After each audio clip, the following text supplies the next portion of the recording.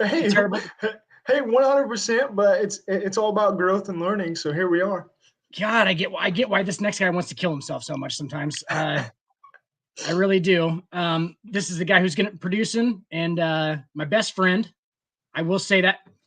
Just one of those. Yep. 7. There you go. See, I don't childishly leave you in the background so you can see. Now I see beyond the curtain when I'm in the back. And like I only have the screen that Wade has, and I'm back there. I'm like, oh, you guys can fucking see me. Well, you can see what I'm doing down there, and it is fantastic. It's actually hilarious. Oh, absolutely. In the back. Yes. So the Hardwood guys, this is an NBA show. This is going to be me and Stacks show. More dick, more stacks. That's the motto. That's our mantra. So I just got to get this out of the way so that everybody can establish it. And I actually don't know the answer to this question. I think I do kind of know the answer to this question, but I have to ask Stacks. Stacks, who is the GOAT of the NBA in your opinion? Hey, in my opinion, it's LeBron because we're here, guys. Oh We're here. goodness! So, look at the jersey and everything. You already know what it is. It's LeBron. This is one of the things that brought us together, Dan, was our love for LeBron. So here we are. Of course, how can I not say LeBron? So you're here at 3-0-3. The bromance actually connects other bromances. and later, guys, we're gonna have a little segment called Time Machine, in which we're gonna get to go back into certain times and imagine that we had this show and this platform to talk about those times. And I think 2016 might be a stop. It might be a stop on that train. June 28th, 2016 might be a stop on that train. 100%. It might. It just could be. I don't know. Stacks, what do you think? Choo-choo, we're coming. Without choo-choo, 2016 train is coming. To down 3-1 to the greatest team in NBA history is coming. The one that had to add Kevin Durant to just then slaughter us for the next 2 years. But not, I digress. Stacks, what do you, without going too deeply into it, what separates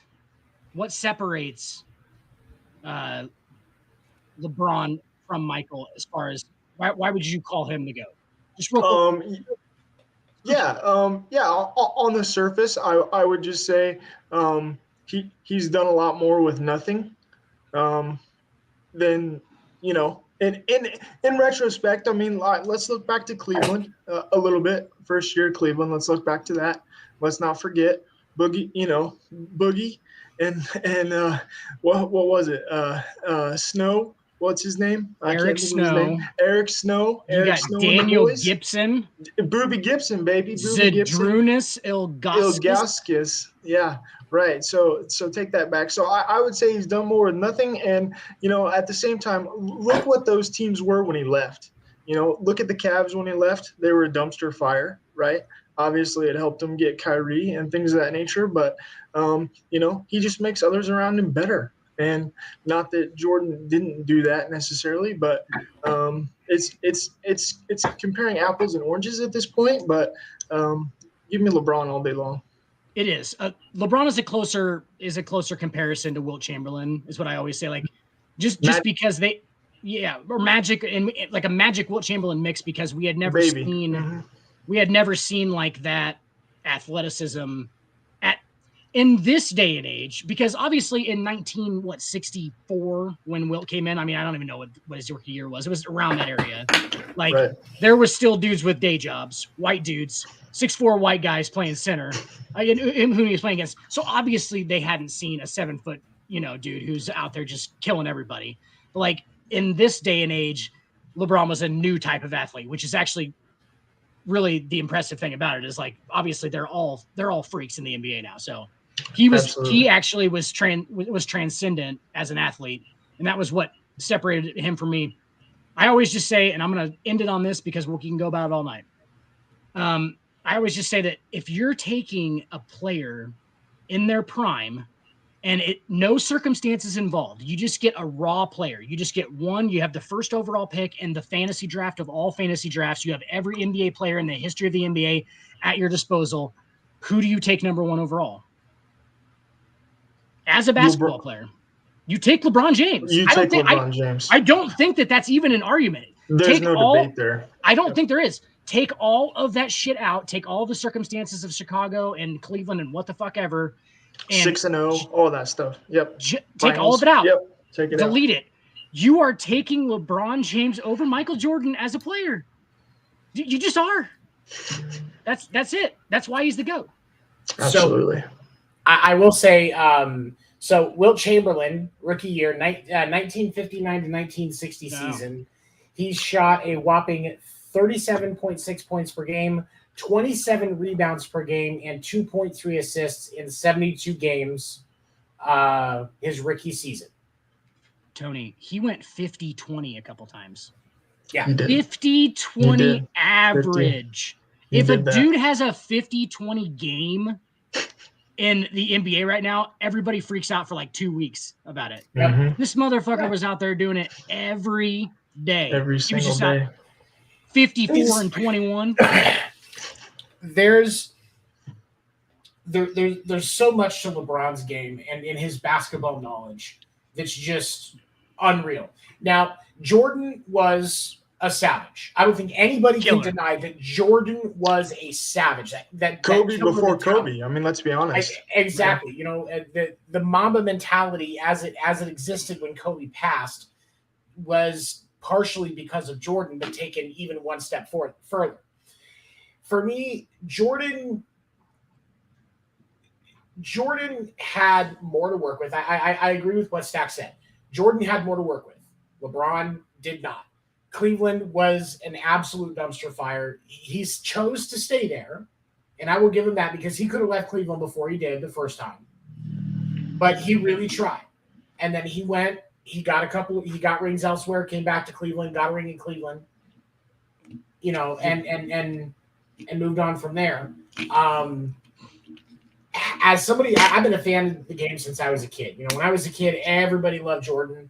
He was, you know, 90s Bulls' most popular thing since sliced bread at the time. But when I'm watching these guys play, I would rather, in his prime, I would rather watch LeBron over Jordan.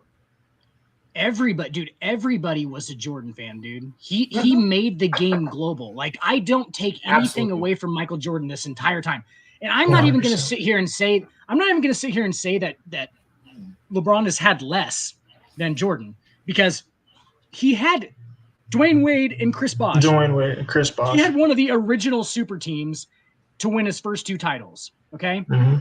He had, I'm arguing for the opposite right now.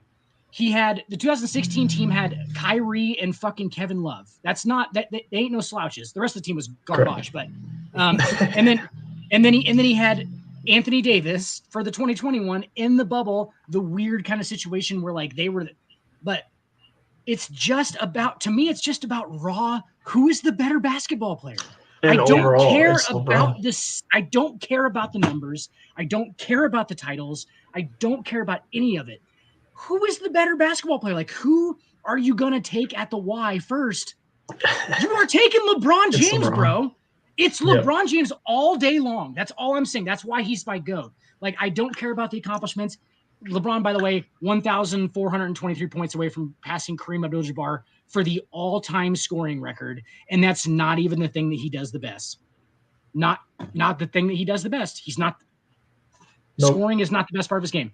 That's the crazy part. But all the numbers aside and everything, I think he's just the better overall, just a basketball player. Just take a basketball player and just multidimensional. What can they do on the court? Can they do it all? Yes. That's LeBron. That's all I'm saying. That's all I've ever tried to say about it. And like, I don't, the 6-0 thing is obviously going to get thrown in your face constantly. It's the only argument that Jordan fans have now. I was going to say that's the only argument, right? Yeah. It's all. It's like Yankees fans saying 27 rings. It's all they have anymore. I mean, we got Aaron Judge going to San Francisco, so that's, get him up. God, if I have to watch him strike out in the playoffs again, I'm going to boo him. No, I'm just, but There's all those memes about how he's just gonna leave because they booed him after his season or whatever, and I'm like he's in the playoffs now. This is a new season. Like we're used to being in the playoffs. Like the Yankees just haphazardly make the playoffs more than any team in Major League history. Like we just like show up, or just like, yeah, I guess we got a wild card. I don't know. Like just for shit gigs. The Royals can't make it. Fucking, the Royals make it 2 years out of like 30, and we just like show up. We're like, oh yeah, I don't know. I don't know. Messina had 20 wins. I don't know, but yeah. Another day at the office. It is, and like that's where the season starts for Yankees fans. Like I was talking about it. Like I was like, I love the 63. I wish that he would get it, but I want a World Series more. Honestly, I don't care. I wish he would just fucking tie Maris. He can just tie Maris and not break his record, and we get a title, and I'm good with that. But like, I wanted the 62, but I wanted the title. Legitimately reasonable. Yeah, and he didn't do anything to help that. He hits 349 in the second half of the year, and then 143 in the playoffs. Are you serious? Right. Like, yeah.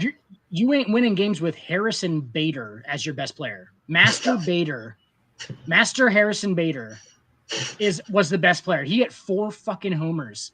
He hit 4 homers in the ALCS. Like, or not in the playoffs. Like, what in the fuck is going on? He bats 8th. Like, that's not a good thing. Like, Josh Donaldson forgot how to play baseball. He looks like me out there, just looking good. Got his wristbands strapped up. He's all salty out there arguing calls and just striking out every at bat. That was my game style. That was my game style. Stacks was just looking great. Got the double wristbands on. Go back, readjust them after like Nomar, right? That's half the battle. Strike out. That's half the battle. Just looking good. You can't play good unless you look good. Absolutely. As the old adage goes. As it is the old adage. Hey, Tone, do we have at some point an ad? We're gonna. Yeah, whenever you're ready. I'm not saying that right now. I'm saying like just at some point. Okay. Good. We worked it out. We are going to go through, since we got the Stacks opinion, the correct opinion, out on air. We're gonna go ahead and go through the NBA power rankings. Beginning of the season, Golden State number 1, Milwaukee number 2. Not a huge surprise, right? Nope.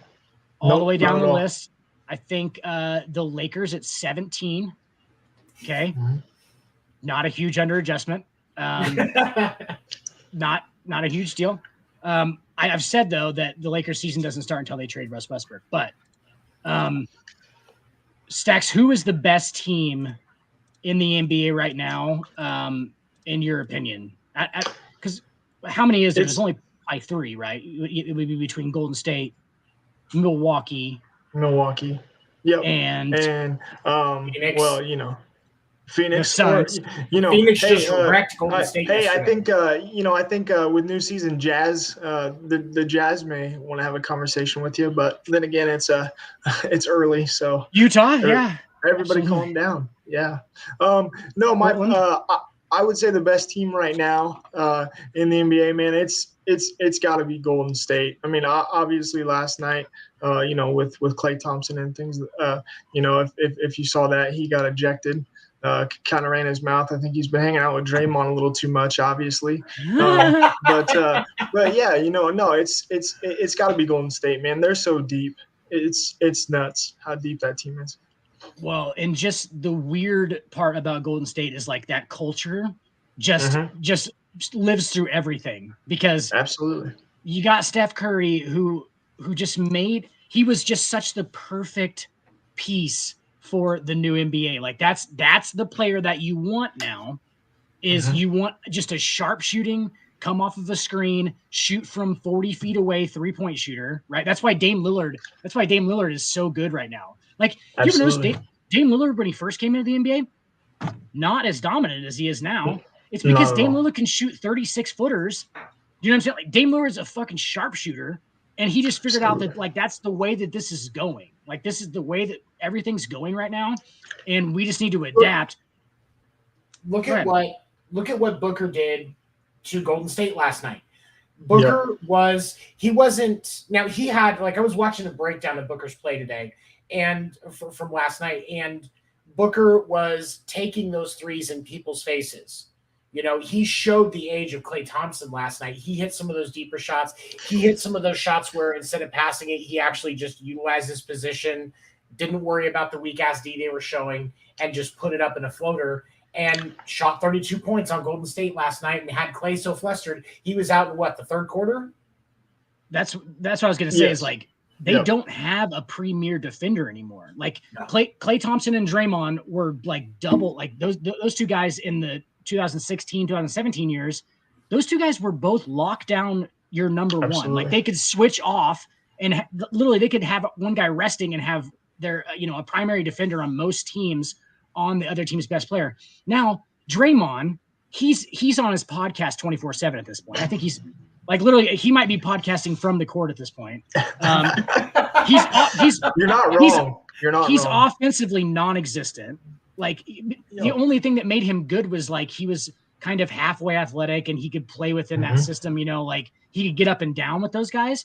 Now that he can't get up and down with them, he just does, like, his style of play on that offense is no longer a thing. He can't run a break. You know what I'm saying? Like, he can't run a 2-on-1 break.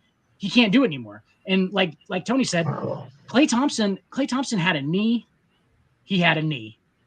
And when you have a knee and you play a bouncy sport such as this, you're gonna lose steps, and especially as a defender. Is Klay Thompson probably still pretty close to as good as an offensive player as he was before?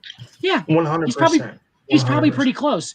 On defense, that's reactionary. He no longer has that reactionary pop, just like Draymond doesn't. So they lack a perimeter elite defender. James Wiseman is a good post defender. James Wiseman is a good post big kind of weird hybrid thing that they're doing now. That's the weirdest part. He's coming, man. He's coming with those guards that they have. They're gonna get. I said it the other day in the chat. He's gonna get paid. I mean, obviously it helps that he's big too. I mean, let's be honest. But they're. I mean, and in my opinion, that it's gonna be like it's gonna be like Ayton. Like he's gonna. Those guards are gonna help him get paid, whether it be with Golden State or not. He's gonna get paid.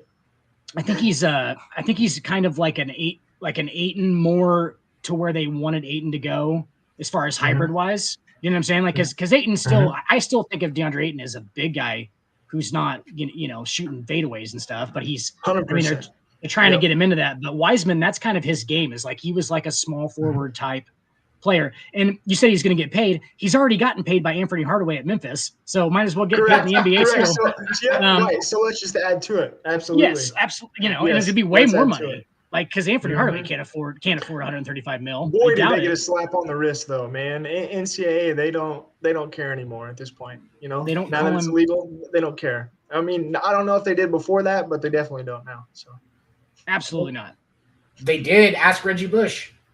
I was just about to say that same thing. I was about to Reggie Bush probably thinks differently. Really? You want to say they don't care anymore? Reggie Bush would slap in the face. I'm saying in the last 5 years. In the last, in the last 5, I mean, obviously 06 a little bit different. But the fucked up part about that Reggie Bush stuff is that, he got his actual physical trophies taken away. But guys, I'll ask you a trivia question real quick. Who won the Heisman in 2006? Reggie Bush. Reggie fucking Bush. Bush did. So in the actual court of public opinion, the only place that really matters, unless Reggie really wants that trophy, which I love, he's on Wendy's commercials now, and they make jokes about how he wants how he wants the trophy back. And it's fantastic. Like, he's just making fun of himself because he knows that he's the Heisman Trophy winner from 2006. It doesn't change because he got paid. It's not like he was on horse tranquilizers. You know what I'm saying? Like, it's not like he had 2 extra legs. They were like, like, running back gets suspended for having 4 legs. It's like, no, he didn't have fucking 4 legs. He got a Cadillac. I think his mom got a Cadillac. It wasn't even him. It was a Cadillac. It was obviously him. It was a house. Yeah, I was gonna say. It was definitely a house in there too. In his mother's name. In his mother's name. So technically, he didn't even get him. Yeah, I mean, however you got to do it, it is what it is. Give that man anything he wants at that point. And it's why they had to do the NIL stuff, because it was going. First of all, it was going on anyway. Like, you can't tell me that Nick Saban doesn't keep that talented of a roster and not pay a single player. Like, go fuck yourself, really. That or Clemson? Come on now. Clemson? How do you think Tom Osborne was getting guys to come from Florida to Lincoln, Nebraska for 4 years? What do you think he was doing? Like, well, I'm just Tom Osborne. I'm gonna be a senator one day. And they were like, in Nebraska, he's a god, yes, but he might be the devil. He might be the devil. He is the Antichrist. He's gonna live forever too. Osborne's been up there. It's gonna be a national holiday. His death is gonna be a state holiday, and people are gonna have the day off.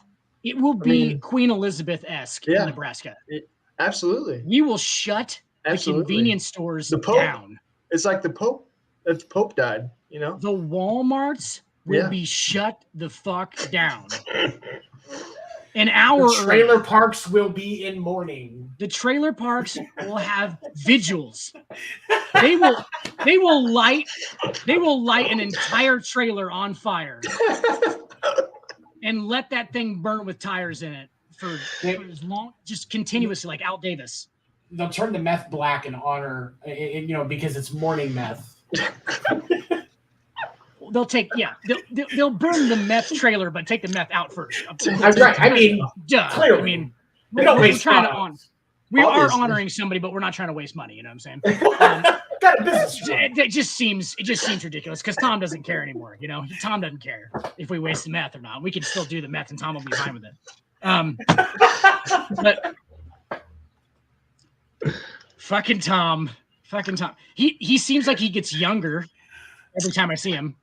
Absolutely. That's why I support your theory that he's a vampire. He's immortal. Like, it's him. And there was another. Now I can't remember who the other person. Oh, Paul Rudd. Him and Paul Rudd. They are vampires. Rudd gets younger. They make jokes about in Rudd movies about how what is it, Knocked Up. She's like I just keep getting uglier and he just keeps getting better looking. And like they make jokes about how Paul Rudd's like he just continues. He's like 55. But yeah, Tom. So Tom, I shook Tom Osborne's hand one time, and it was in the middle of a crowd in like 2007, and he was walking across the bridge. Stacks knows what I'm talking about. There's like a bridge from the parking lot to Memorial Stadium, and him and Johnny Rogers, I fucking kid you not, were walking with Hall of Fame jackets the opposite way, and just to see if people trying to go in the stadium, and they're out there because they're trying to get somewhere else. And these two idiots are walking the opposite way, and they're Tom Osborne and Johnny Rogers. Johnny Rogers, a Heisman Trophy winner in Nebraska in the 70s. Right. One of the most nobody is recognizing these two dudes. They have Hall of Fame jackets on. Like they're wearing their and I was like, I literally broke my way out of the crowd. I was like, hey, that's Tom Osborne, bro. And they were like, no, it's not. And I was like, and I went over and shook Johnny Rogers' hand, and it was totally them.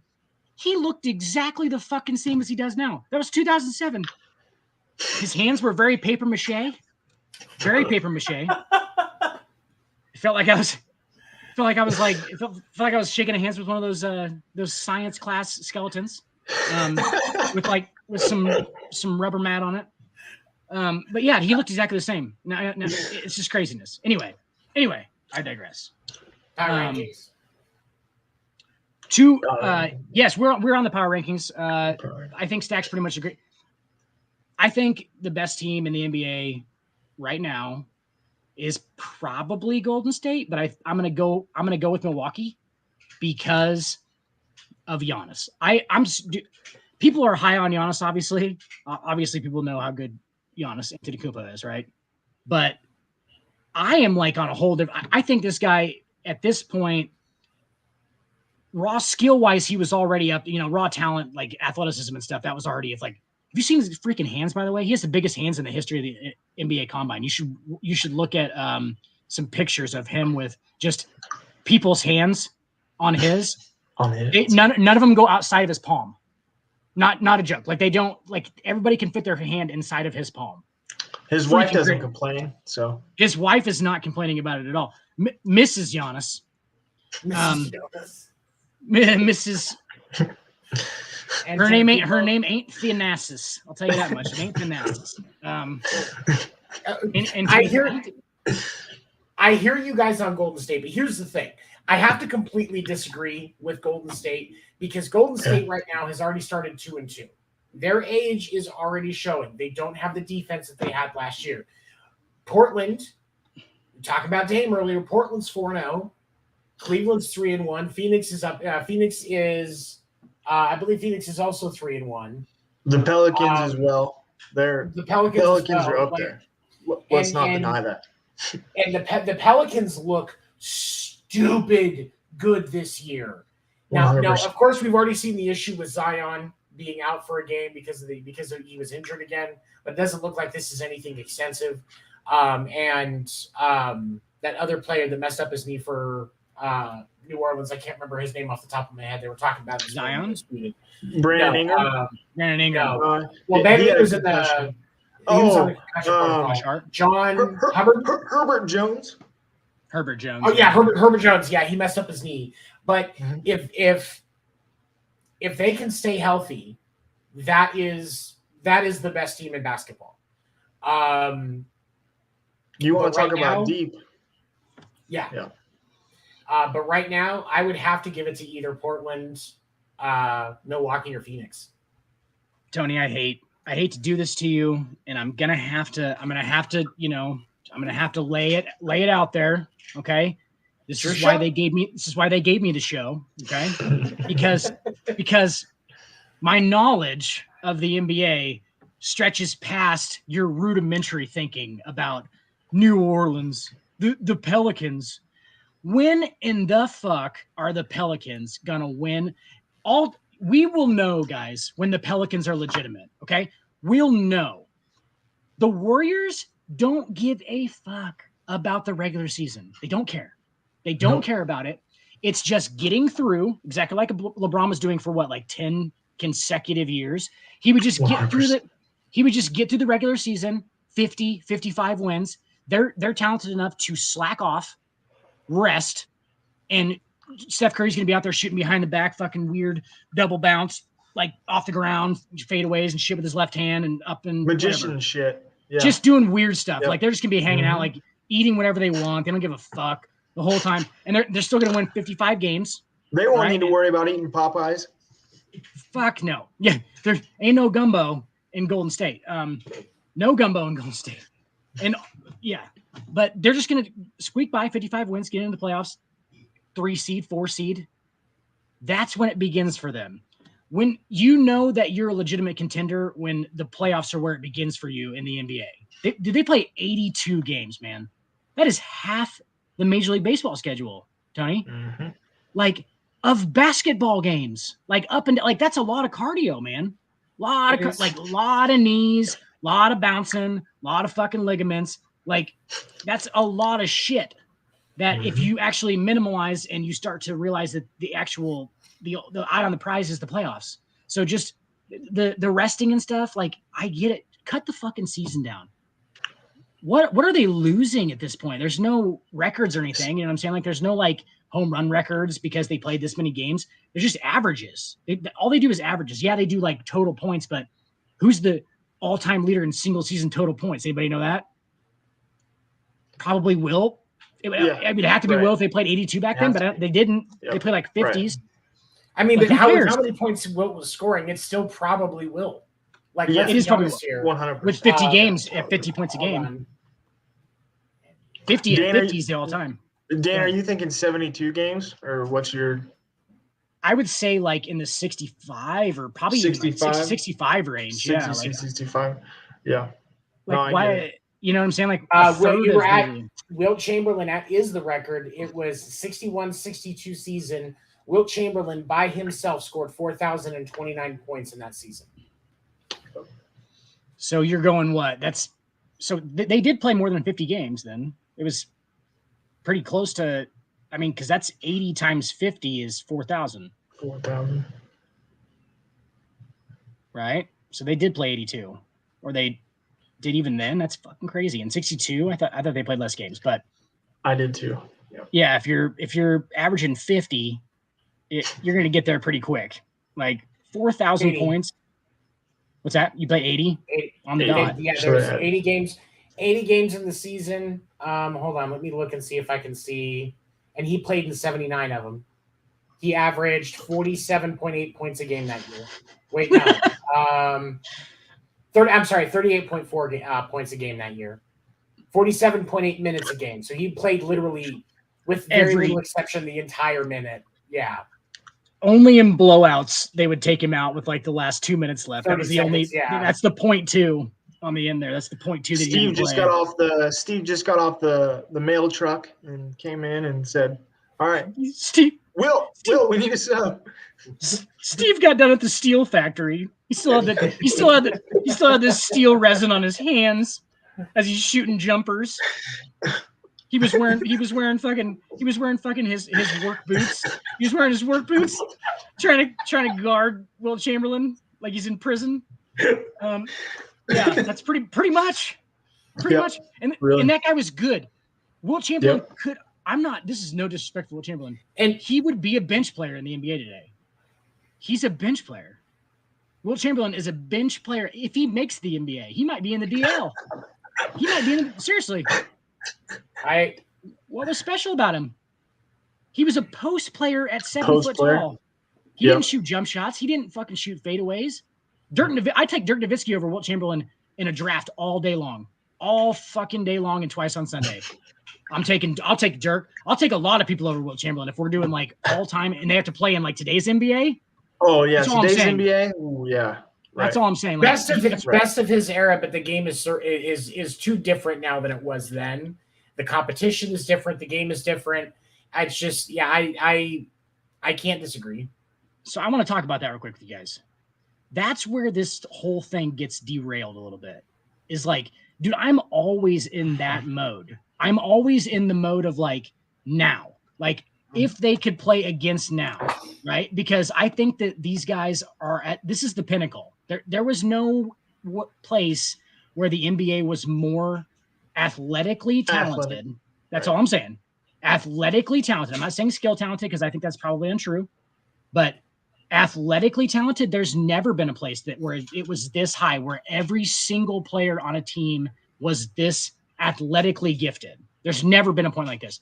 That's why I always bring it to this point. Is I'm like, could they play now? Could they? I understand that's unfair though to that player. Like I can't ask Wilt to be like, he wasn't. Well, but because the truth of the matter is, if we put Devin Booker on the court back in the 60s, he would drop 40 a game. Dominate. Absolutely own. He would. And Barkley. He's Pistol Pete. Get back a step bar. Barkley. We'll say a good year, like 92 Barkley. 92 Barkley. In the 61 season, same season that Wilt Chamberlain was in. Barkley is going to be matching Chamberlain point for point. He goes 30-18. Yeah. I think he goes 30-18, like some stupid, ridiculous numbers. I don't know. I think he'd be 30-20. Because he did spend a little bit more time down in the inside the paint, so I think he'd get more rebound. I think he'd do 30-20. He would just flat be bigger, just like Wilt was. He would just flat be bigger than everybody else. He wouldn't be as tall as Wilt, but he would just be flat, be bigger, and just be able to just bully him out. I mean, if you've ever seen like a 7th grade girls basketball game where one of them is like 5'5" and all the rest of, you know what I'm saying? Like that's really what it was. Like it was just like, okay, even if she's bad, even if that 5'5" girl is bad or that 5'10" girl is bad, she's still really good because she's going to dominate. If she knows where the ball's at, if she's able to like understand conceptually the game, that's all that matters. She's just going to dominate. Because when hands up and turn, Dan. Hands up and turn. Athletic advantages.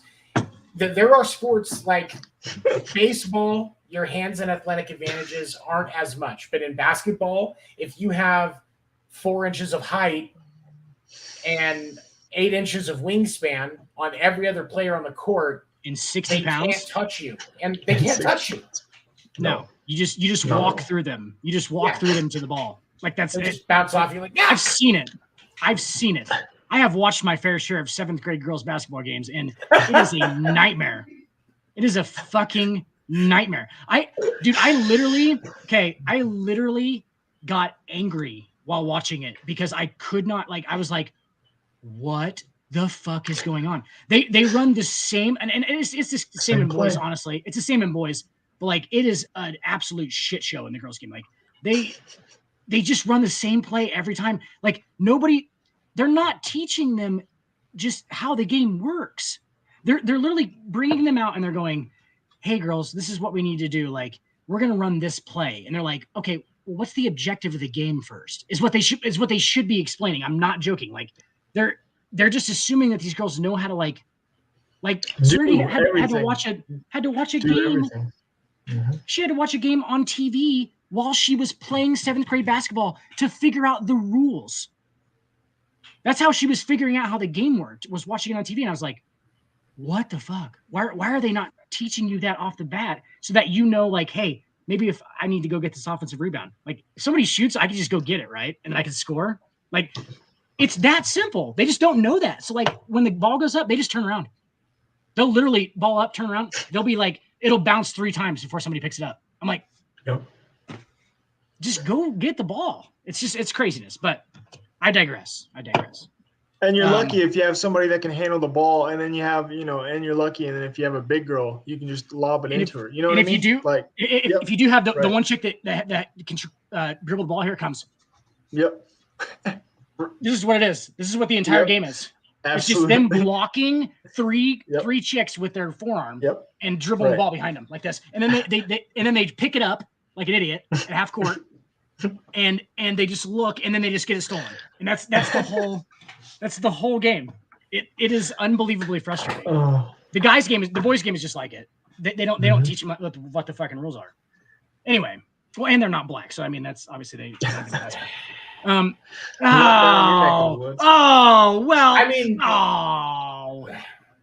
It's not racist if it's true. It's hilarious. It's just a true fact. Not down in our neck of the woods there, Dan. Never understood why that's an insult for me to be like, yeah, black dudes are better at sports. Why it's not an insult, it's just a true thing. They're good at they're better at certain sports. Like they're better pretty much like probably all sports. We just don't, they just like to play football and basketball usually. What was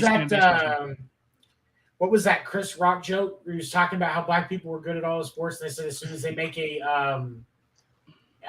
heated hockey rink, are going to take that shit too? Yeah. No, absolutely. That is like look at all the black baseball players. Like they're all like there ain't many of them, but all of them are good. Almost all of them are good. Yeah, because they just but they didn't want to play like. I get it. Like you didn't want to play fucking baseball when you were younger. Like I get it. That's basically all it is. Like they just wanted to play basketball and football. Like seriously, I think basketball and football are probably funner as a younger kid, and athleticism. There's a lot more to do. Athleticism more directly relates to those two sports, right? You can just be good at it quicker, and so that's just why they got into it. It's not really rocket science, honestly. Bill Burr does the joke about like the Nazis creating the perfect human. And the Americans being like, I think we already did. Like this. Yeah. Like that's, I mean, for real. But, so Stacks, I have a question for you. Yes, sir. Before we do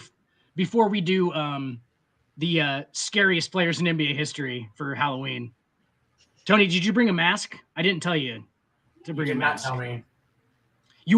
But you wear mini masks. You wear mini masks. Hold on, here. Philosophically speaking, I'm Zach Galifianakis in Hangover. There you go. You're Blackjack Galifianakis. You're 21 Galifianakis. I like it. I love it. I want to be his stand-up specials where he's playing the piano Galifianakis. Oh God, dude, how funny is that? One of my favorite stand-up specials that does not get the respect it deserves. He is so good. So good. Stacks, have you seen that? You know what we're talking about? I have not seen that. No. I'll have you check it out because it's for some people and it's not because he is the like dude. His comedy is the weirdest. What would you call it, Tyler? Like what kind of comedy is it? It's like performance art. Basically, it's very strange. There's a lot of, I mean, It's physical kind of. So think like Dimitri or Bo Burnham. Okay, so think about a Bo Burnham show, but more acid. That's Zach Galifianakis. Okay. Right, and he's not even like playing. Like he's not playing songs basically the entire time, but he's at a piano. Like he's just like messing around with it and shit, and like just talking into the microphone. So it's like it's like kind of like physical comedy, but it's also just like it's abstract. It's like almost performance art. It's the weirdest thing ever, but he's hilarious. He just kind of goes off what the crowd does to him, and like or what they say to him and shit, and like it's fucking weird. I don't think he has a fucking joke written for the whole thing. Like, or if he does, he'll just say it randomly while he's playing piano, and that's it. It's crazy. Hold on. That's not it. I'm trying to find the name of that special. I'm gonna find it. It looks like Netflix might have it, but I just got to figure out what the name of it is. So actually, got to watch it just for. I mean, Between Two Ferns is one of the greatest comedy shows. In general, like there is so much brilliance to what he does. Like his interview with Obama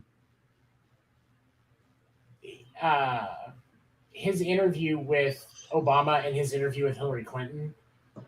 Fantastic. Quite possibly two of the funniest interviews I've ever listened to. Yeah. I was dying. And the movie Out Cold. Out Cold. Absolute comedic brilliance. That's my motto. That and everybody Wang Chung tonight. It's a line from Out Cold. I have never laughed so hard at the thought of somebody getting their dick stuck in a jacuzzi jet. Yeah. In my life. I actually didn't know. I didn't know for a second, like the first couple of Between Two Ferns that I saw, I didn't know like whether or not they were like, was he just dropping that shit on them like in the interview, or was it like already set up before? And it's obviously set up before because I saw the outtakes and shit. And it's they're just trying not to laugh the whole time, which is fantastic. Like Brad Pitt's awesome. He holds it together the whole time without laughing and shit. Like he asked the chick who plays Mrs. Marvel or Mrs. Maisel. Captain Marvel. Oh, Captain Marvel, the chick that plays her. He's like, they told me that you didn't want any personal questions when you came here, and she was like, yeah. And he goes, okay, well, how are you today? And what age did you get your first period? And she just loses it. She starts laughing. Oh, it's awesome. But okay. It is okay. So it is on Netflix, and it's called Zach Galifianakis Live at the Purple Onion. Yes, it was done in 2005, so it's about 17 years old. So get the fuck over to something's offensive. I saw it a while ago. Brilliant. Yeah, it's straight performance art. I think he's towing that line between it not being stand-up anymore and being like a performance thing. Oh, hey. Yep. I'm going to add him in. You're good now. I can add you now. Yeah. You're good now. I was still on with Will in our other show, so I didn't want you pulling me in and like having to. And then speaking of the devil, because we just finished our show, so we were to come in here and crash mine. Hey, why you got D boy like that? Hey, I got super excited because I can like bring people in now, you know. Yeah. How y'all doing? What's up, buddy? Good. How are you, Will? What's up? How was the first show? It's going great. I sold your knobs this morning. I sold them. The William D. Morgan knobs. They're sold already. It's because I slapped that William D. Morgan brand on there, bro. That's what it is, man. Not a joke. That's what it is. Do you know how much I sold those doorknobs for? Just guess. $100. $100. What? I see you guys. That's what it is. I'm getting out there, boy. They're from 1931 and they're cool as fuck. I'm getting out there, man. You better be giving him some of the NIL deal money. Because it's just like it's more of an eBay team share. We just team share stuff. Except for you four don't ever fucking sell anything. Before we run into the next segment, let's go ahead and do a break because we're at 50 minutes and run through the ads. Okay. When we come back, we got top 10 scariest players in NBA history. If you guys have a Halloween mask, Get that fucker on. Y'all have a great night. I've got to hit the hay because I've got to be up in the morning. I just wanted to come in and say, y'all are awesome. Josie's already got her mask on. Count it! Oh! Oh! I'm on fucking fire! And Josie, that is the last episode of the Hardwood, ladies and gentlemen. Oh, Lasted snap. for 50 minutes and 18 seconds. Oh, snap. That was longer than we intended. So you know, when this show just disappears, know that Dan's mouth just got him in trouble. You know it's going to be showing back up over there with double XP. Oh. I got to for that. They don't even exist anymore. No, who? What are you talking about? What? What? Y'all have a great night, boys. All right. All Have right, a good one. Josie. Have a good one. I can kick him out. Kick her out now, huh? Oh, yeah, so, yeah. Bam. Okay. All right. I will run the ads. We're going to take a quick I'm break, gonna get this everybody. man We'll out be of Glad this right she's man. back. gone. Gonna Jeez. get this man too much power. Drunk with power. Wrap up your Monday with some laughs. Make sure to join Will, Seven, Dan the Dick Warner, and Josie as they dive into the hottest topics of the week across sports, including baseball, basketball, and the NFL. You can catch the episode live Monday nights at 10 p.m. Eastern on youtube.com/The Sports Report Podcast, or Wednesdays at 11 a.m. Eastern on West Coast Radio. Don't miss the Sports Report Podcast.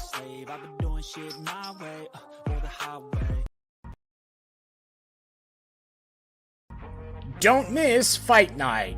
Every Tuesday night, Will Morgan and Josie Haney break down the hottest topics of the week across combat sports, including UFC, boxing, WWE, AEW, and more. Past episodes are available on youtube.com/The Sports Report Podcast, and each episode will air again Thursday morning at 11 a.m. Eastern on West Coast Radio. Don't miss Fight Night. Tune in or tap out.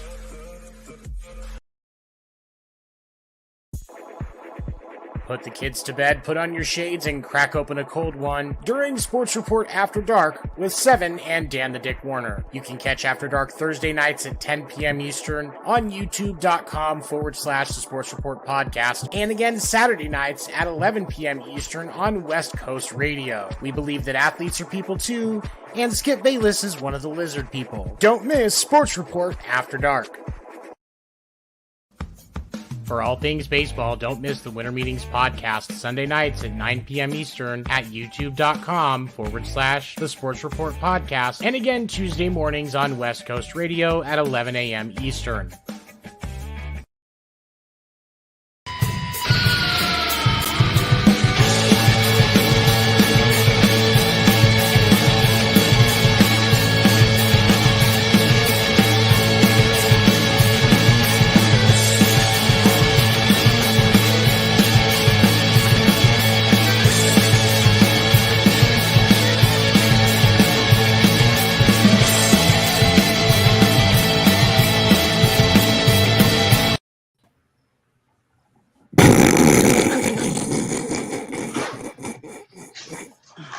Oh, wait. You know what? Hold on. I just got a mask.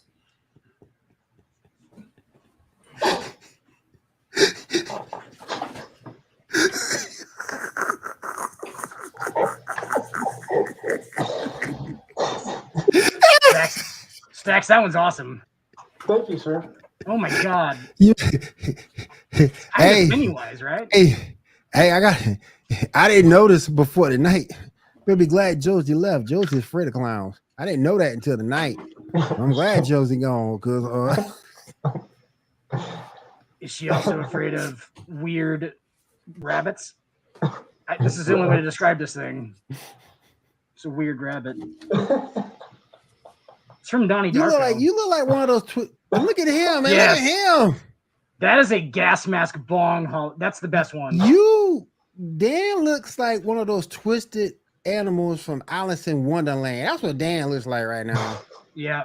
It's the mask from Donnie Darko. Did you ever see Donnie Darko? No. You never saw Donnie Darko, the movie? Mm-mm. Well, you might like that movie. It's a fucking masterpiece. Yeah, check it out. But he's like scared of this like bunny. So we don't get like taken off of Facebook.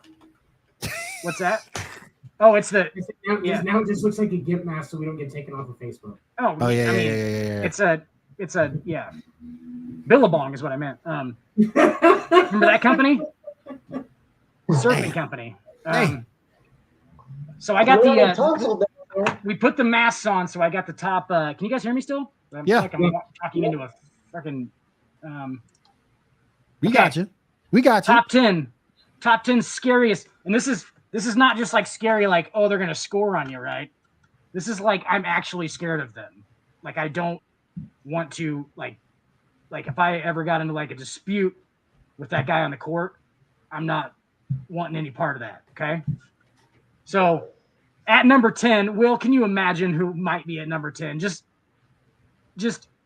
I've said his name on every single sports report. Number 10, LeBron James. And I don't even know if LeBron James has ever been in a fight in his life before. Do you think he's ever been in a fight? Like a fist fight? Probably not. No. When he was younger.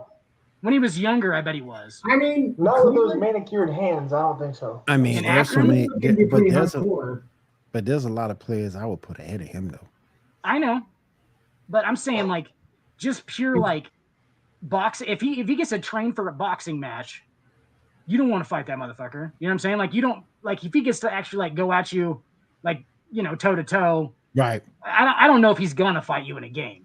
But Right. like, I don't think he would because he obviously hasn't. He's a lot like Shaq in that respect, where Shaq never fought anybody. Right. Basically, he would because he couldn't because he would just dominate. He, like literally, he just knew he would kill you.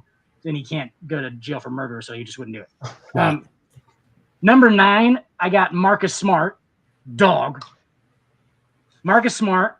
I feel like Marcus Smart got made fun of a lot in his younger years because he has the the acne scarring and all that stuff. And what Marcus Smart? No, I got somebody better. I got somebody better than him, bro. I got a bunch of better people. Yeah, we're going 10 to 1. So I got number 8. I got 7. Number 8. I got Jay Crowder. Yeah, Jay Crowder.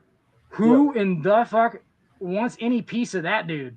He's 6'8", 270, just brick solid shithouse. That guy looks like he just gets up and eats a bowl of Wheaties and benches 415. That's what Jay Crowder looks like he does. And shoots threes. Shoots overhead threes without jumping. He just fucking shoots overhead fully extension threes over his head with a flick of a wrist. Number 7 and 6 and 7 are Markieff and Marcus Morris. Honestly, can't tell the difference between them. So I just put them in 6 and 7. I don't honestly know which one plays for anybody ever. I just think that they're the same guy. Right. They look a lot alike. Did anybody notice that? Are they? They do look a lot alike. They do. I mean, they're brothers, so it's not surprising. They're fraternal twins. They're twins as well. Yeah. What does that mean? I don't know what that means. Number 5. Twins, I think that means they were born same egg sac. I think if I remember correctly. As my daughter calls it. Or as my daughter calls it, because she's a twin. She's a twin like that. Whereas my daughter calls it, we're fraternal. Fraternal. That's what my daughter calls it. We're her brother. We're fraternal. My girlfriend ate her twin in the womb, so that's good. Damn. Savage. Damn. She ate it. She ate savage. It was supposed to be her sister, but she was hungry. You ain't taking my inheritance, woman. Like a pit bull. She just ate one of the young. Yeah. Quit bragging about the fact that you have a woman that knew what she wanted to eat. Okay. She was all over it. It was a boy too. Imagine that. She's a man eater. Start calling her praying mantis. Praying mantis. There you go. Lotus. Stalking lotus. Stalking lotus. Number 4, Steven Adams. Steven Adams. I think scary. I think I can take Steven Adams. I ain't gonna see in front. Are you fucking kidding me? I ain't gonna see him in front. He is 7'1". Size don't matter. It's attitude. Dude, he's so strong too. He literally picks dude. Like, have you seen the video where he picks fucking? I can't even remember who it is. It's like a 6'6" dude. I can't remember who it is. Picks him up and like just like moves him away from a fight. That's what he does in games. Is like he would be at that guy at the party that just like he doesn't just break up one fight; he breaks up all of them simultaneously because he can just like hold people back with like one. And he's Australian, so he's That's true. he's super nice guy, but he's he grew up around like snakes and shit and all that crazy stuff in Australia. So I've been to Australia. Will, what? Y'all got an Australian theme park in Nebraska? I've been to the actual country continent of Australia. Really? Brisbane. Yeah, Did you see some kangaroos? I played a football tournament. Yes, I did. I got to pet. I went to a kangaroo petting zoo. Wow. Not a joke. And wow. you know what? I was scared of those motherfuckers. Not a joke.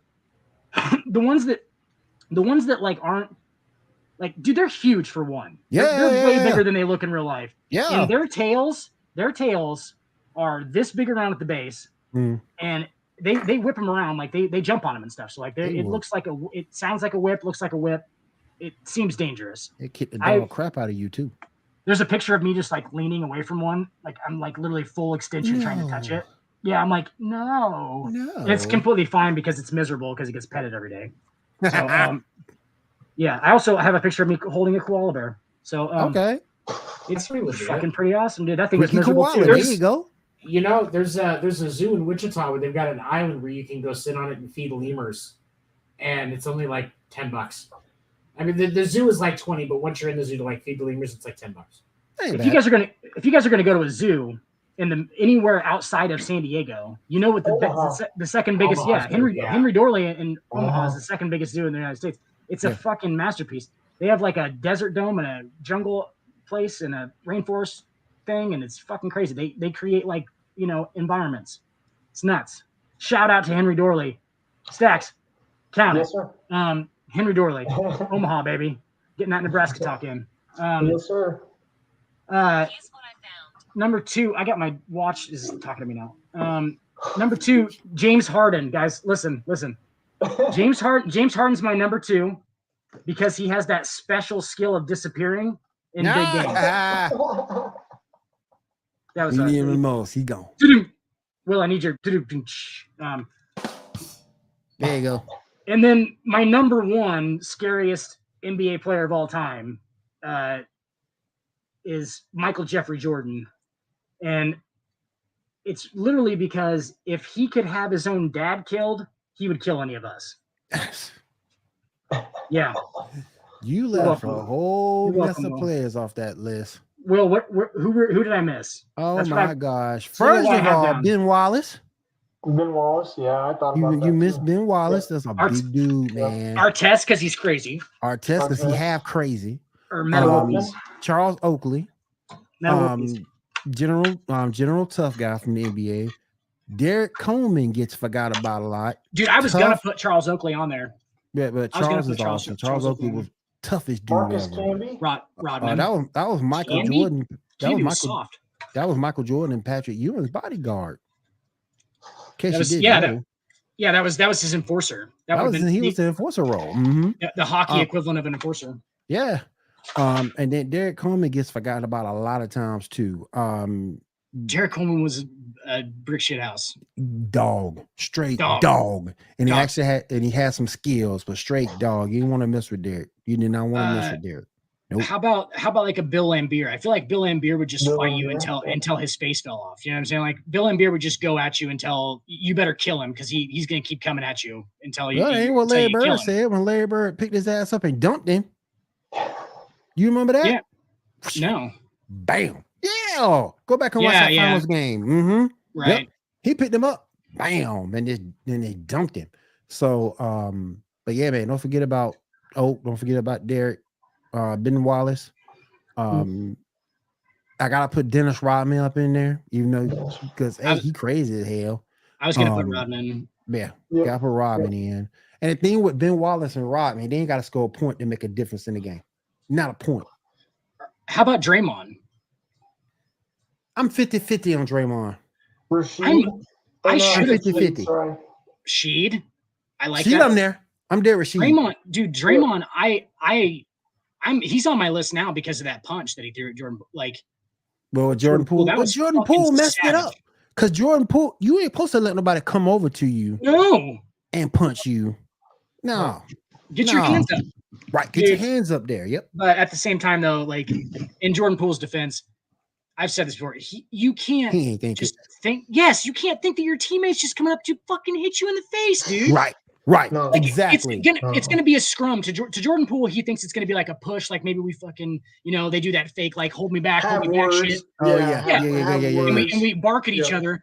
And Yeah. Draymond just went from 0 to 120. Just went straight there. He was like, nope, because Draymond ain't playing no shit. Nah, and that's why I think fucking Draymond should be on the list, because Draymond clearly showed, and that was some built up stuff too. I mean, but Draymond will throw down at the drop of a hat, bro. Another dude that gets forgotten about because it's kind of like really back in the day, but if you go back and look at him, Xavier McDaniel. Interesting. If you go back and look at him at the end of the day, Xavier McDaniel. In the 80s? Good. Another tough dude. Yep. Another tough dude. Right. Yep. In the 80s, yeah. Yep. Another tough dude. So, and he was another dude that could not only a tough dude, but also has some skill. He can actually score and rebound. So yeah. I like Ben Wallace the most out of those. Yeah, Ben Wallace.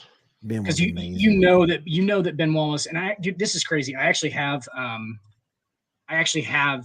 in our time machine segment, it's coming up right now.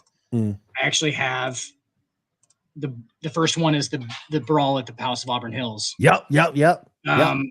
Yeah, first excuse me. I'll figure it out. But there we go.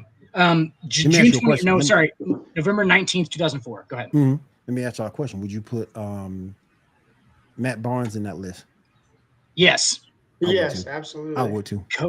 Kobe might be. Kobe didn't get to show it enough because nobody was going to let anybody fuck with Kobe. You know what I'm saying? Like Kobe didn't get to show it, but Kobe would have thrown down. Yeah. But Matt Barnes starts throwing in his face. Yeah. Kobe.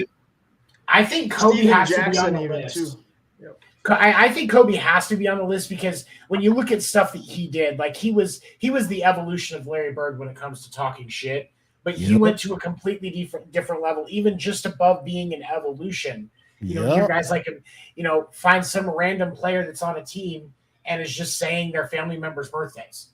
Like just like that, the level of savage psychoticness contained within Kobe Bryant is just unreal. Like that dude, just what I know about Kobe, that dude would probably scare the shit out of me in person, and not just because I'm only 5'7.5". Let me ask y'all a question. Would you put Gary Payton on this list? I feel like Peyton was more like within the game, but I don't know if he could have backed it up. I don't know. He was more within the game. He would have thrown down. Whether or not it would have happened, I mean, Gary Payton would beat the shit out of me, but like that's not right now. Right now, like currently, I beat the shit out of Gary Payton. Gary Payton back then, back then, no, God, no, he's gonna fuck me up. I will say this about one player: it didn't matter who talked trash to him; it only enhanced his game when you talk trash to him. Shout out to John Stockton, because many players went after John Stockton talking trash, and all he did, instead of going back and jawing back at you, he got you back through his play. The Mormon Marauder. Yep. There you go. I like that. Yeah, I like that.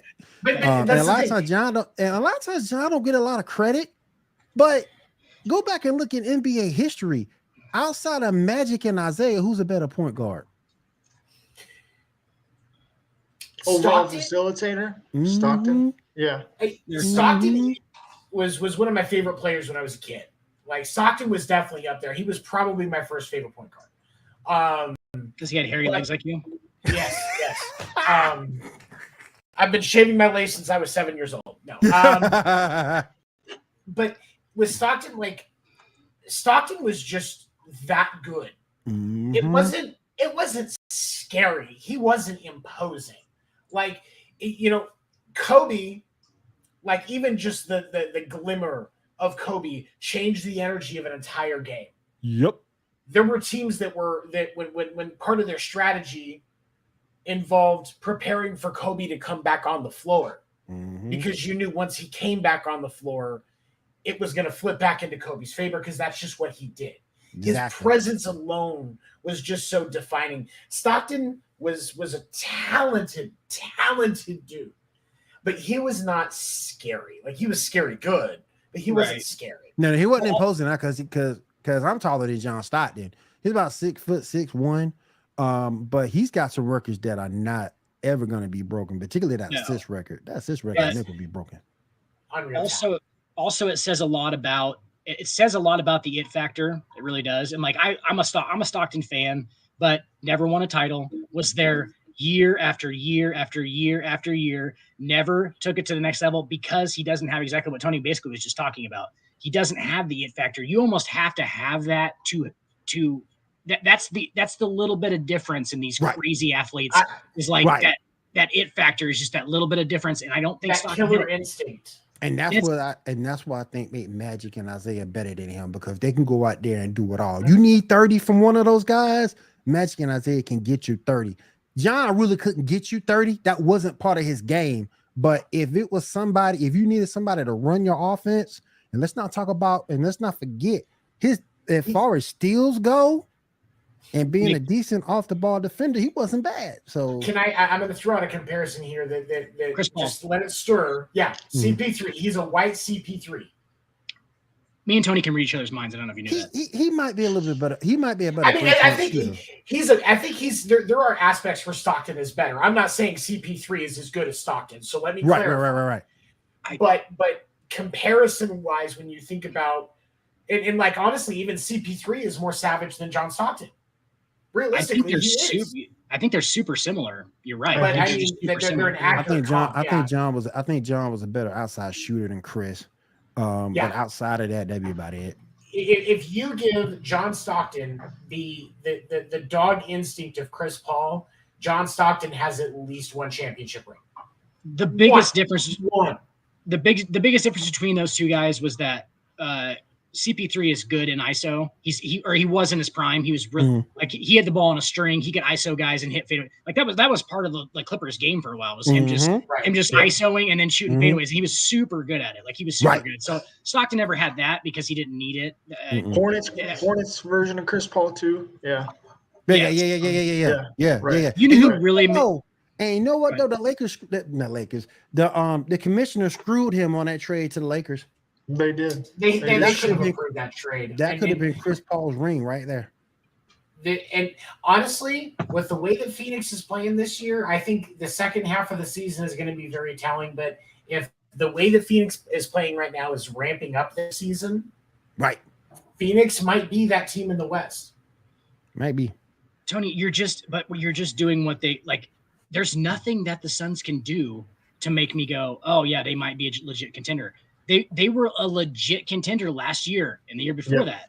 You know what I'm saying? Like they're doing it consistently now. So like I want them to go 52-30. You know what I'm saying? And have some turmoil and get hot. And then they might win a title. I think part of it last year too was I don't think they respected the Mavericks. Not like that. They didn't. I think that was part of it too. They did. I think and also like if you look at Devin Booker, just in the sample size of these 4 or 5 games that the Suns have played this year. If you watch Devin Booker, he looks like you can just see a maturation already in his play style. He's playing a little bit more mature. He's taking the looks that he should be taking as the leader of that team, so that it's not so reliant on Chris Paul putting dimes up to everybody. He's just handling what he should be as the face of that team. Right. And I think that the difference is when you look at the Suns last year, the year before, both great teams. Devin Booker, who was the centerpiece of that team, wasn't taking control. If you watch the Suns this year, Devin Booker has taken control of that team. And that's where the difference comes in. Yeah. Devin Booker took control in a lot of regular season games last year, though, too. He did. He did. Does he lack the it factor? Actually, I think it's Ayton that lacks the it factor. I agree with that. And I say that as a Suns fan that loves Ayton. The Suns jersey I have is a DeAndre Ayton jersey. I love him, but he's not physical enough. He comes up short too many times. Literally too many times. Like there's some clutch plays like that playoffs play from 2 years ago. Paul's not in the lineup. I mean, that helps. Yeah. it does. Yeah, if CP3 is not in that lineup, it does help. But DeAndre Ayton does not have the stones to take that next step and be the physical player that the Suns need him to be. If DeAndre Ayton was that physical player, there is no question the Suns are that team. But with where they sit right now, I think Devin Booker can at least get them back to the finals with if the control that he is now taking consistently stays throughout the season. That'll be the key, is consistency with that piece. But if it's Devin Booker's team truly now, then the Suns are in. My issue with Ayton is the fact he's too much of a follower and not a leader. That's my issue with Ayton. Well, his skill set plays within that. At some point, you got. I know he's young still, but at some point you got to step it up. At some point, you got to step it up. You see your team like they're struggling, like in that Maverick series. At some point, you got to step up, man. It comes down to the fact that you can't give the ball to DeAndre Ayton at the end of the game and help him to ISO score for you. Yeah. You know what I'm saying? Like that kills his credibility as a leader completely. You can use him for those oops and those things where you have to use his size when his size is going to be the advantage, and he will take care of that all day long. That is Ayton's bread and butter. But it kind of like with he can post up more though. But he's not physical enough to post up, and that's what I'm saying. That physicality that DeAndre Ayton lacks in his game is the difference between the Suns having at least one out of the 2 rings that they should have had out of this last few seasons. I'm just saying. But at the same time, how many bigs post up like that though nowadays? I mean, it's rare. It's rare because everybody wants to play their want to play facing the basket. But when you're a 7-footer like that and have the height advantage and the side, and this is why I get what Tony's saying. When you look at the fact that he doesn't play physical with his size, you imagine if he just did a back to the basket game on a low block, on a left low block right there. He's a physical freak. He's got so many. He has so many options he could do: hook shot, fade away, anything like that. But for some reason, everybody wants to play with their facing the basket, and that's not necessarily the right way to play to me. What's crazy is Magic Johnson was not the most physical player. No. And I will say that. But if you add more physicality to DeAndre Ayton, he would be more comparable to Magic Johnson and what he would be able to do inside the paint. DeAndre Ayton?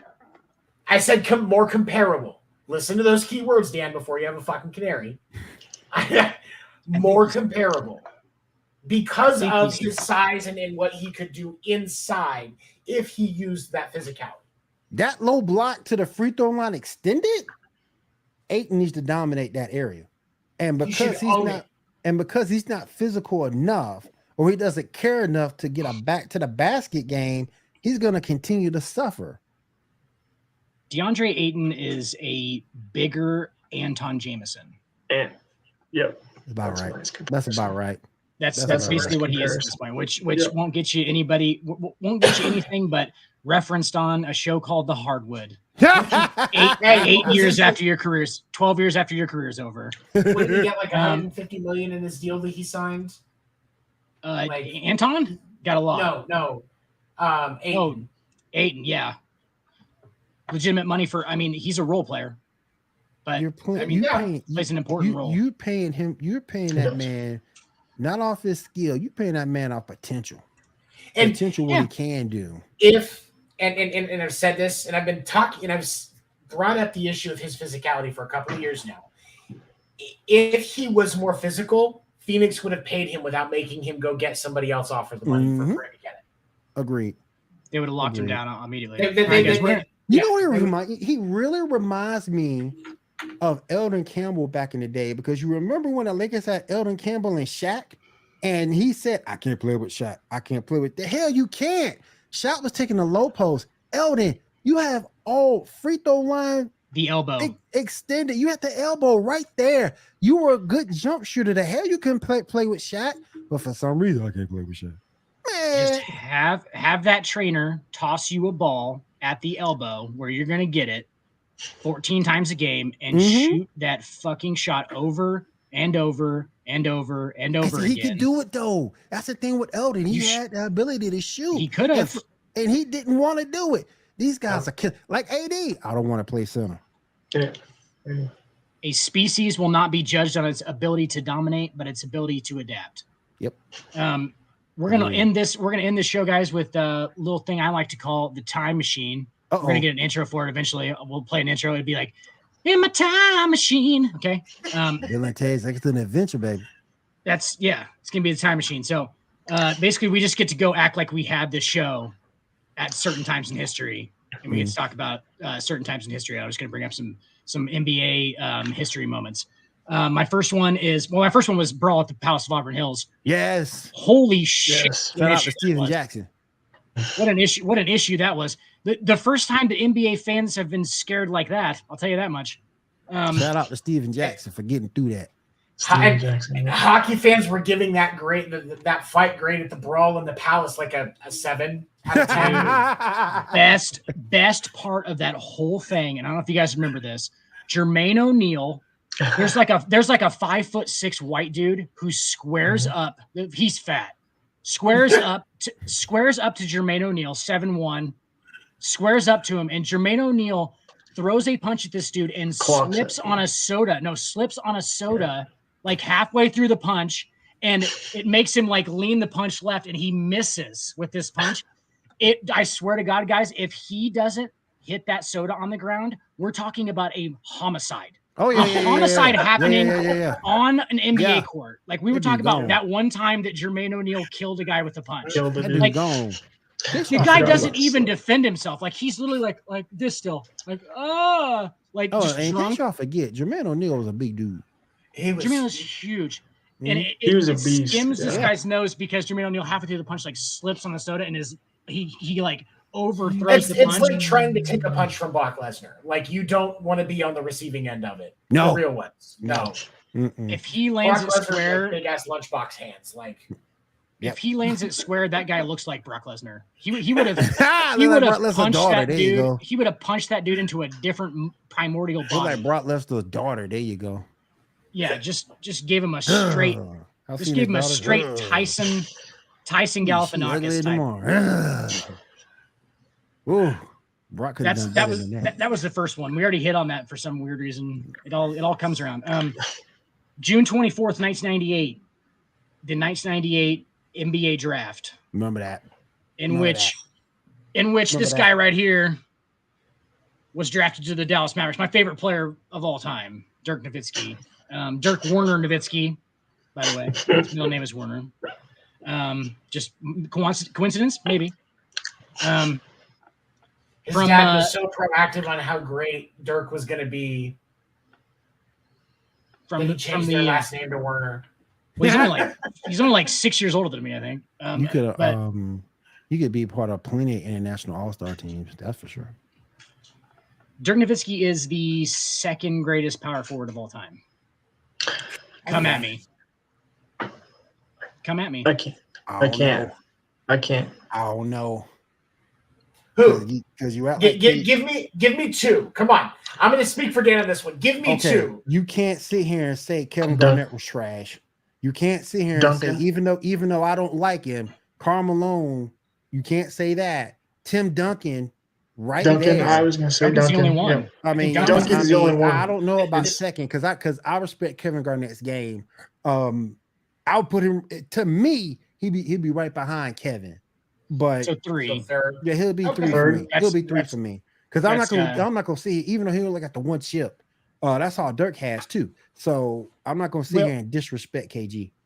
Well, I know that you weren't here when I asked this question. This is the first question I asked in the show was, I really didn't know the answer. I kind of had an idea of what the answer might be, but this is the first time this has been said on this network outside of me. I asked Stacks who the GOAT of the NBA is. And Michael Jordan. Stacks said, Michael Jordan. If you believe LeBron, that's fine with me. Stacks said this guy right here. If you believe LeBron James, that's fine with me. I ain't got no problem with that because it's all based on personal opinion. But to me, it's more than just the accolades. It's how Jordan did it. The 6-0 doesn't really mean anything. The MVPs don't really mean anything. It's the way Michael did it. because it takes a special person to take life, grab it, and form it into your own image. And that's what Jordan did. And it's the way he did it that was impressive. Kobe did the same thing to a certain extent. So that's why I will always keep MJ as the GOAT. Not for the 6 for 6 or the MVPs, none of that stuff. But the way Michael did it and the way he handled himself, is he the best with the media? Hell no. Was he the best person to talk to on pressers? Hell no. But at the end of the day, it's the way Michael did it and succeeded is what makes him better than LeBron to me. So I want to ask you guys a question. I want to pose this because I've been thinking about this, and it's something because, we were talking earlier about, when you look at raw talent of a player, which one would you take overall? When you strip away all the accolades, you just look at the raw talent of the player in their prime, who would you take? And we had all leaned towards LeBron, and I'm sure you would probably still take Michael in that scenario. But I want to ask you a question. Sure. Does LeBron get as big as he is now without Michael getting as big as he was in the 90s? No, because you have to remember, LeBron grew up idolizing Michael like a lot of players did. 23.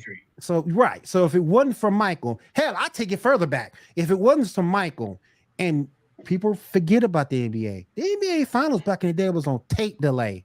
So let's not forget that. And when you have Magic, you have Bird, then Michael came along and made everything for the league the way it is today. Those three guys got to get the ultimate respect, because without those three, we wouldn't have the NBA the way it is right now. My only question to you about the whole thing, Will, is do you think LeBron James wouldn't have been able to do exactly what Michael Jordan did at the same time? He absolutely would have. If he was in the same time period, yeah. If he was literally, you just reverse it so LeBron's in that era. LeBron in that era. I mean, he's a superior athlete. The only thing that gives me pause, would you build your team around LeBron like they built for Jordan? You put shooters around the dude. Yeah. Right. You have to have shooters around him. Yeah. And if you go back and look at Jordan had a few, with Paxson, BJ Armstrong, Steve Kerr. He had a few. But yeah, LeBron probably would. He probably would dominate in the 90s because he's just that great of a player. But that's what I'm saying. He's just not my greatest all the time. So that's literally my GOAT argument, Will, is my GOAT argument is that if you just strip them down as players, if you just go LeBron's skills, and we're going to take mindset out of this, because I will concede that Michael Jordan's mindset and his killer instinct is far superior to LeBron James. I'm going to concede that. And I'm going to tell you, I still think LeBron's the GOAT because I think he's a better basketball player. That's that simple. I think that he's actually better at basketball. But you also have to understand one thing. The way that those Bulls teams were constructed, Jordan didn't have to do half the stuff LeBron did. Because when you look at LeBron, you're asking LeBron to do so much more. Whereas when you look at those Bulls teams surrounded him with a mix of players that individually did what LeBron did. Let's say, for example, LeBron's rebounding. You got Horace Grant. Rodman. You got Dennis Rodman. Let's say, for example, his ability to shoot the three. Okay, you got Paxson, Steve Kerr, Tony Kukoc. Let's say to pass a basketball. Okay, who brought the ball up most of the time? It wasn't Michael Jordan, it was Scottie Pippen. So you had people around him to do what LeBron is doing on his own. And I don't know.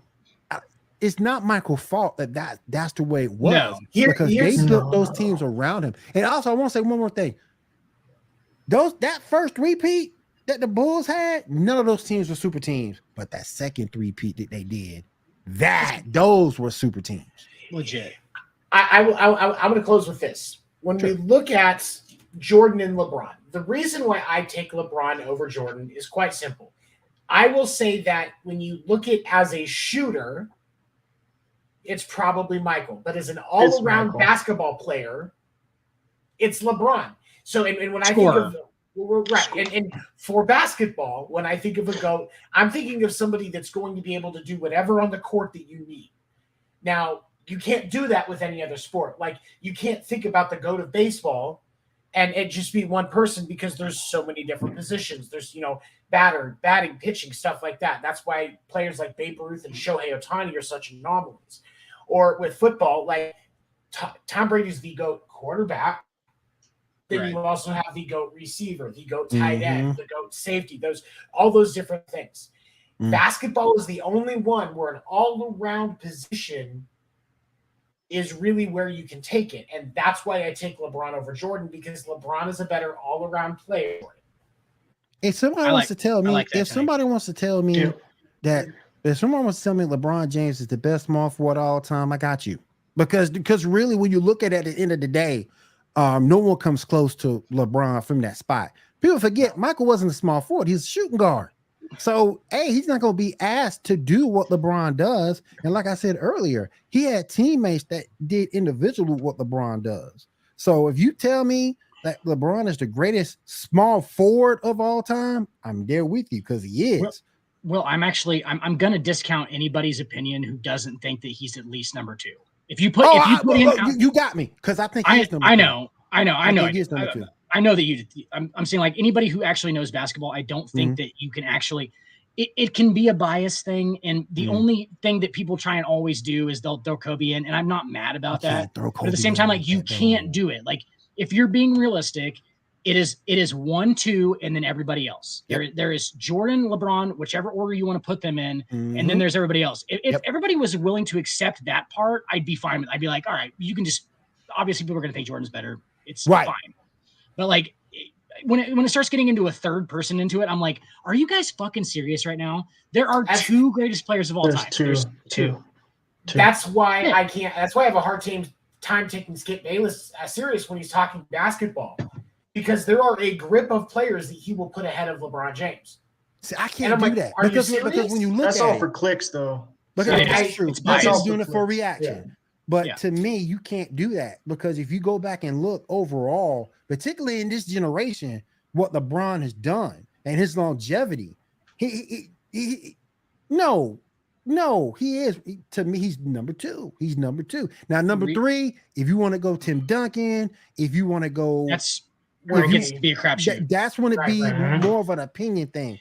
But to me, LeBron is number 2. If you have him anywhere else, that's just wrong. I would think any sensible basketball fan would say the same thing. I would think, but like it just becomes a bias thing, and like they don't actually think that that's the truth. They just think that it's like, oh, well, I just like Kobe better, so I put him in there. Like that's not what we're talking about. We're just talking about like actual merit here. Like we can actually judge this stuff. Now, if you say Kobe top 5, okay.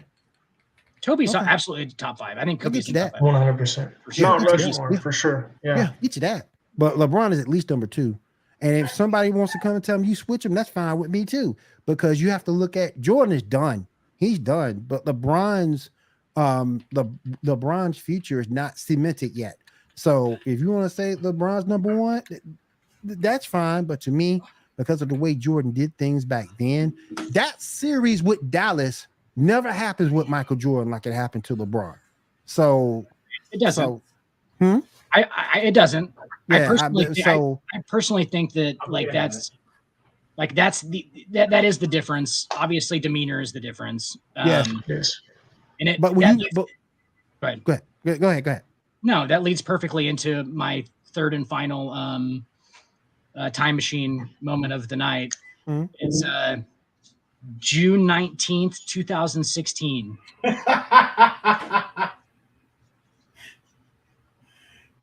The only team in NBA Finals history to come back from 3 games to 1.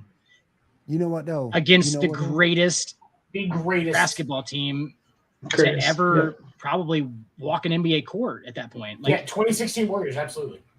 I'd say 2017 Warriors only because Durant was on it. Honestly, like they were the same team with Durant. So like they dominated that whole year. They didn't win 70 games, but they dominated that whole year and won a title. I mean, they were the best team in the NBA that year. The 2016 was the best team. Yeah, they were like the best for like 4 or 5 consecutive years there, and it was like by a long shot. Yeah, and I think that 2017 team is probably better because they came out and just raging with Durant. They were like, "Oh, we're the same team that won 70 games, except for we have fucking." You know what, though, Dan? I'll say this. If LeBron would have beat one of those teams, with Kevin Durant on there, that changes your narrative, doesn't it?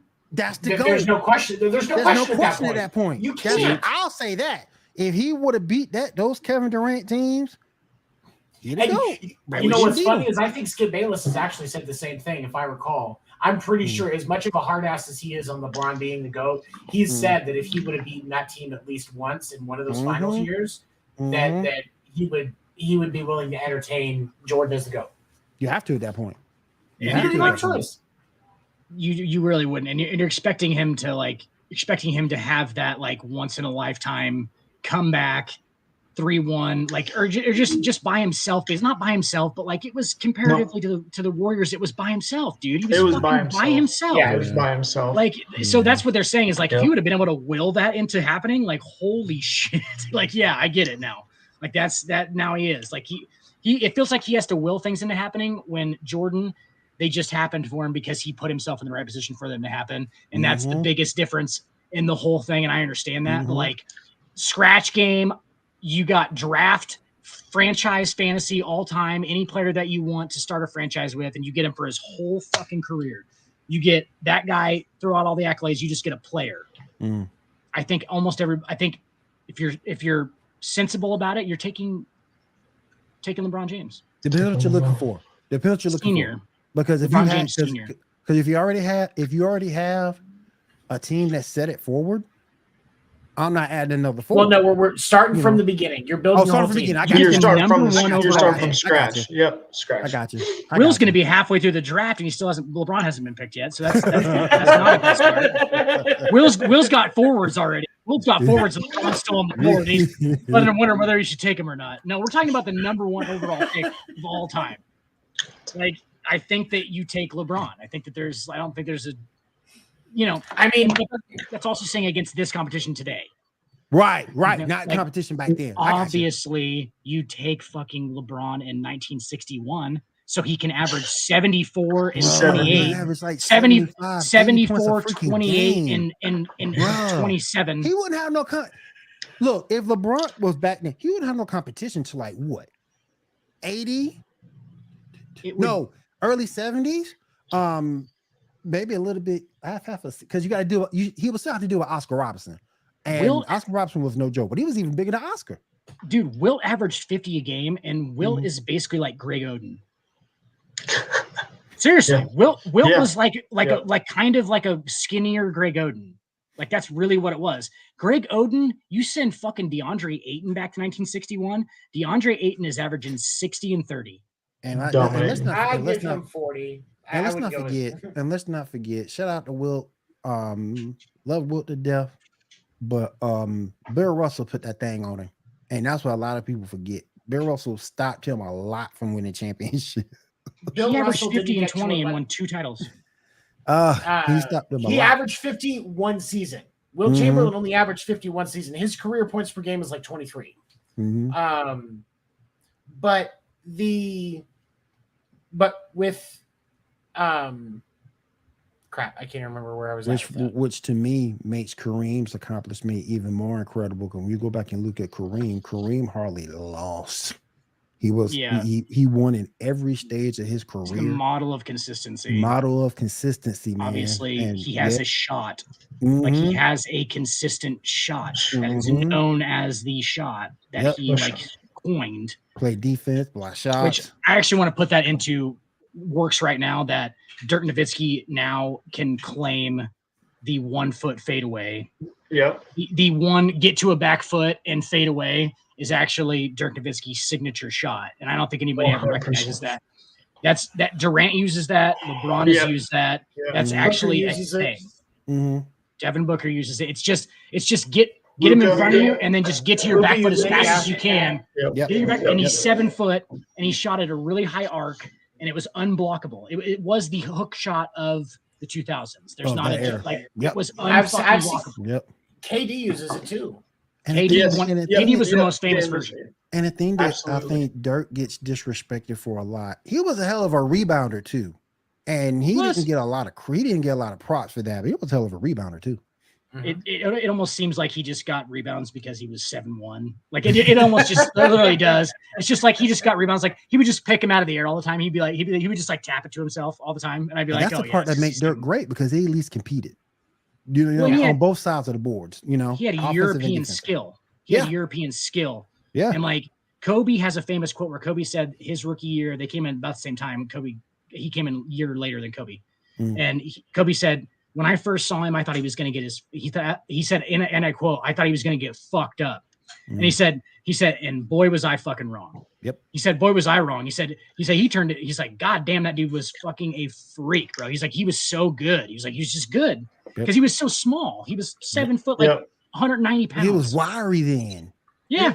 Yeah. He was like Durant when he came in, real skinny. Yep. Yeah, skinny. Yeah. Let's never forget Kevin Durant could not do 135 on the bench press one time. Nope. And Dirk makes you respect Luka Jokic even more. Yeah, that's that European style. Mhm. The white guys, the white guys who have to be, pretty good. Yeah, because they got to be pretty skilled. It's harder to score in the EuroLeague than it is in the NBA. So they don't play no damn defense. That's why. Well, and you don't see defense good in Europe. Europe. You don't see defense. The athletes aren't aren't near as good in Europe. Like the athletes just aren't as good. Yeah, have to rely on but that. you don't see defense played into the playoffs in the NBA or in the EuroLeague. They play it all year round. Because they play like 28 games. Yep. Their shit matters like immediately. It it's all like, over oh there. shit, we're in a playoff run right now. Right now, we're already in a playoff game. run. We're in a playoff run. We gotta win. We gotta win now. We gotta win now. We gotta go to fucking Czechoslovakia. We gotta fucking go to Serbia. Do shit. We gotta we now, gotta win. man. I ain't taking a bus to fucking Serbia to lose. Like, nobody's taking buses to Serbia to fucking lose. Nope. All right, guys. Any final thoughts before we wrap up this this inaugural Hardwood with Dick and Stacks? I'm good. Russell's obviously on his way out, guys. So hamstring injury. He wants out. So it's picks. Lakers are down to 81-65 right now. Look at that. 3:09 left in the third. They play in Denver, right? Yep. And Denver come off a loss? Oh, heck yeah, they're going to get blown out. Hey, F the Lakers, F them picks. Hey, they're going to be starting 0-4. Russ gone by next week? And so everybody and Skip up and tell my son, well, without Russ, I like the Lakers to have a chance. No. It's not just about not having Russ. They need actual pieces. They trade for. Right. Exactly. Who they can get back because we're everybody is underestimating how much he is a fucking distraction at this point. Like I wasn't using that excuse last year because I don't think that he was. I think it was just like a gameplay issue. I think it was obviously not the right fit, but now it's an actual distraction. Like they just have given up on it. Like all of them have given up on that ever working. And so they're just seceding the whole thing. So like this is all downtime.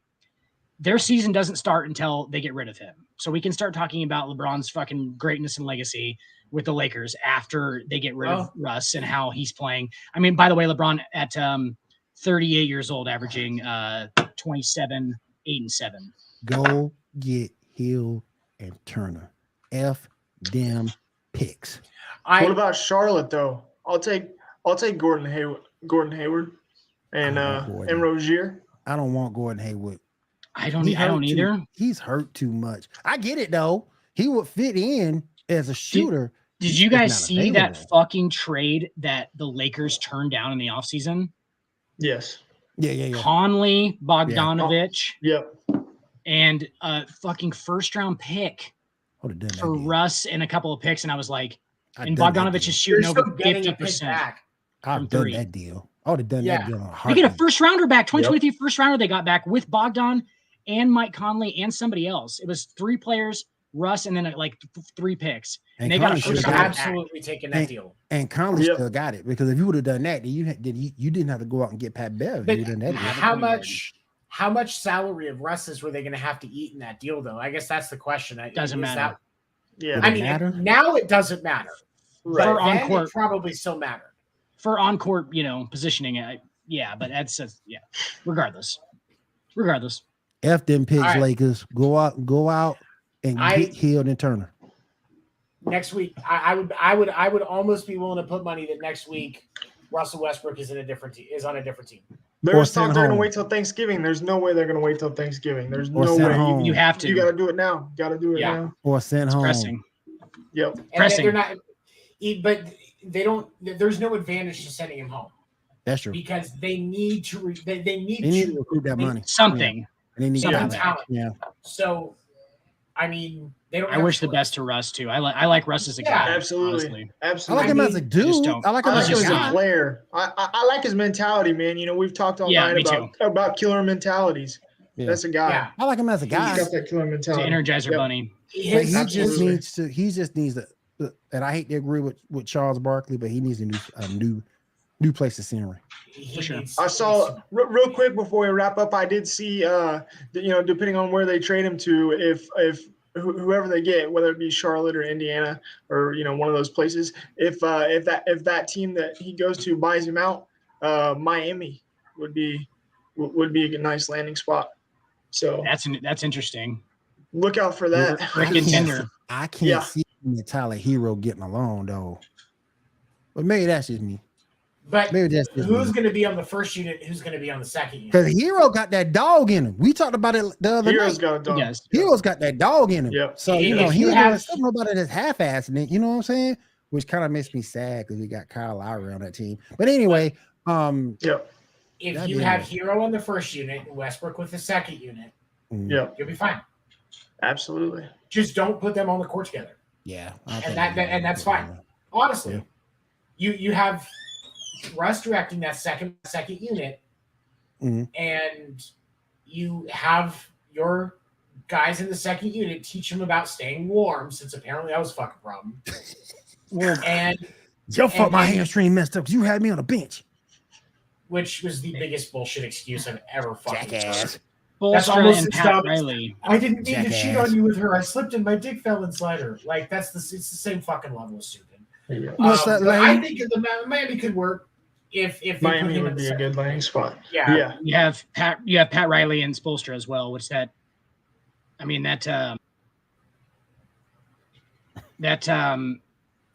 management group. Obviously, you have Riley. That it's a very established franchise, and so they're not going to let Russ fuck around and do crazy shit. Right. They're having more under control than Pelinka.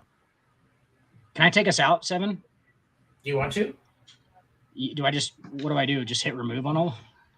Yeah. So you're going to see the one in the videos that says network ad. Run that one and then pull us all back. Report ad. No, network ad. Hang on, guys. We're going to do this live. We're going to struggle with this live. Hang on. I don't see network ad anywhere. I don't see network ad anywhere. Oh, I see it. Yep. I just hit it and then close everybody out. Even when you feel slow, you can still go. Even when there's no hope, you can still go. I never answer to no, man, I still go. Go, go, go, go, go, go, go, go, go, go, go, go, go, go, go,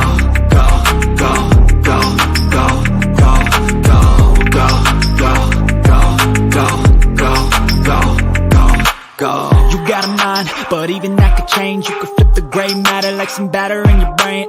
That's why I say, fake it till you make it A. And if you play that game, then you just might make a change. Rearrange all the bad to okay. Take the worst thoughts saying, turn them to a game. Take the best thoughts saying, put them on display. On repeat in your brain till you're feeling no more pain. Never slow yourself down, you can do some more. Push past all the pain and you'll find a door. Open it up and finally explore everything that you thought you could never. Even when you feel slow, you can still